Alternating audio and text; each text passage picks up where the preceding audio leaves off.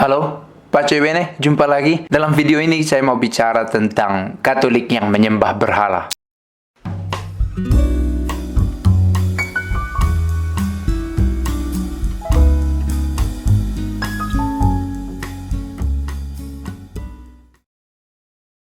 Beberapa video menunjukkan itu dan kita mau bicara tentang itu. Baru-baru ini saya temukan satu video dari dokter Zakir Naik yang berbicara tentang Katolik menyembah berhala. Seorang wanita datang kepadanya untuk bertanya dan seperti biasa Dr. Zakir Naik memberi jawaban, tanggapan yang menurut saya ini yang pantas untuk diverifikasi. Pertanyaannya begini.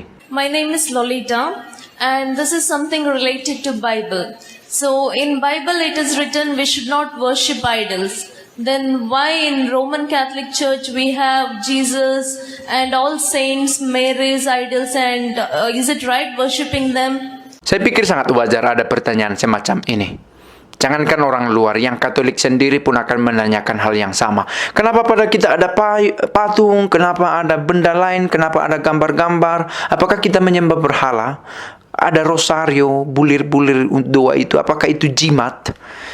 Itu pertanyaan yang barangkali sering juga dilontarkan oleh yang Katolik sendiri. Yang menarik adalah apa yang menjadi jawaban dari Dr. Zakir Naik. Makes images, that's what you're perfectly right, sister.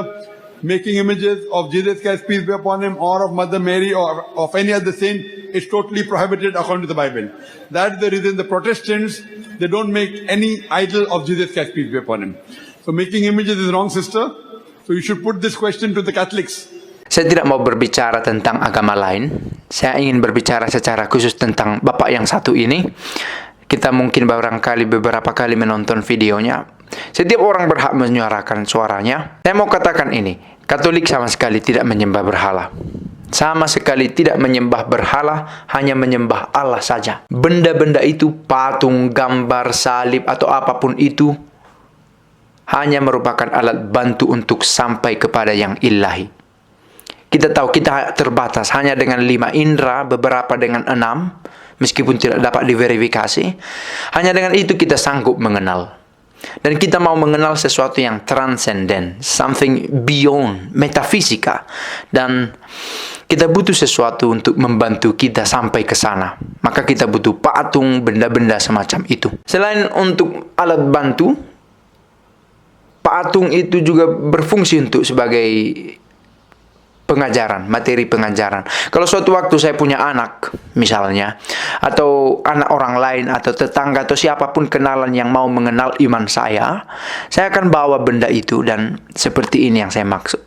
Karena sama halnya dengan tulisan-tulisan suci, itu benda yang, dan itu menjadi bahan pengajaran untuk orang lain yang kita kenal. Dan tidak setiap waktu kita membawa patung itu, tidak kita peluk-peluk kemana saja kita pergi, tetapi di satu tempat, pada suatu peristiwa, pada waktu kita ingin mengenang. Sama halnya kalau di rumah kita mungkin ada foto saudara-saudari orang tua kita yang sudah meninggal. Kita rindu suatu waktu, kita mau menyapa, tidak bisa lagi. Lalu kita menghadap foto dan tak terasa air mata kita menetes. Dan apakah kita menangisi foto? Tidak. Apakah karena rindu kita peluk? Apakah kita memeluk foto itu? Tidak. Kita mau memeluk orangnya, tetapi we can't. Kita tidak bisa. Kita mau menangis bersama dia, kita tidak bisa. Yang kita punya hanya foto dan kenangan dan cinta. Maka bukan terutama fotonya, tetapi yang diwakili oleh foto itu. Kiranya jelas mengapa Katolik memiliki patung, benda-benda seperti itu. Karena Katolik tahu umatnya terbatas secara inderawi. Maka perlu benda seperti itu, maka itu diakui dan resmi. Semoga ini bisa memberi klarifikasi bahwa Katolik tidak menyembah berhala. Pace bene.